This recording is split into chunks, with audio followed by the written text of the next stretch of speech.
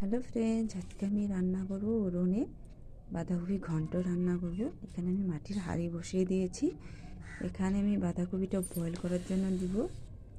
আর বাঁধাকপিতে আমি আজকে মাছের মুড়ো দিয়ে পেঁয়াজ, আদা, রসুন, কাঁচা লঙ্কা বেটে রান্না করব।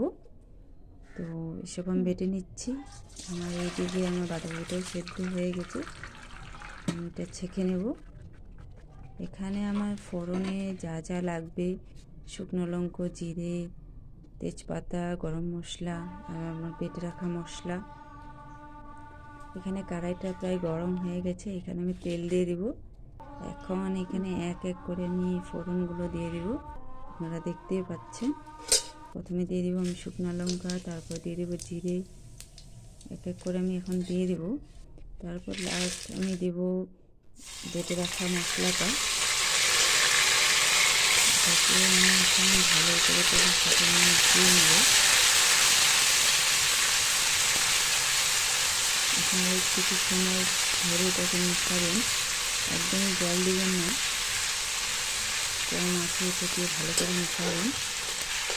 আর আমি এখন এক এক করে এখন গুঁড়ো মশলাগুলো দিয়ে দেবো। প্রথমে দিয়ে দেবো আমি জিরে গুঁড়ো, তারপর দিয়ে দেবো আমি হলুদ গুঁড়ো, আর একটু ভালো করে মিশিয়ে নেব আমি।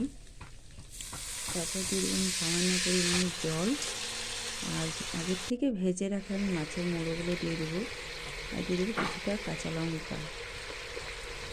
আমাদের একটু ঝালটা বেশি পছন্দ। আগের থেকে সেদ্ধ করে রাখা বাঁধাকপিটা আমি এখন এখানে দিয়ে দেবো। আপনারা আলুটা চাইলে দিতে পারেন, নাহলে না দিলেও চলবে। এখন আমি এখানে নুন দিয়ে দেবো।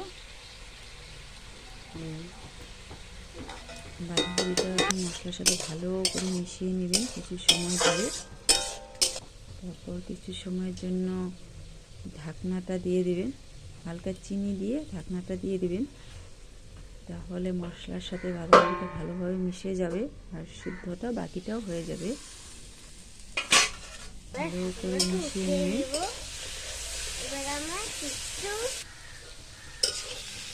কিছু সময় ধরে একটু নাড়াচাড়া করে নিতে হবে। তারপর দেখতেই পাবেন বাঁধাকপিটা প্রায় হয়ে এসেছে। আমার এই বাঁধাকপির রেসিপিটা আপনাদের কেমন লাগলো অবশ্যই আমাকে জানাবেন। আমার এই ছোট্ট চ্যানেলটাকে অবশ্যই লাইক, সাবস্ক্রাইব করে দেবেন।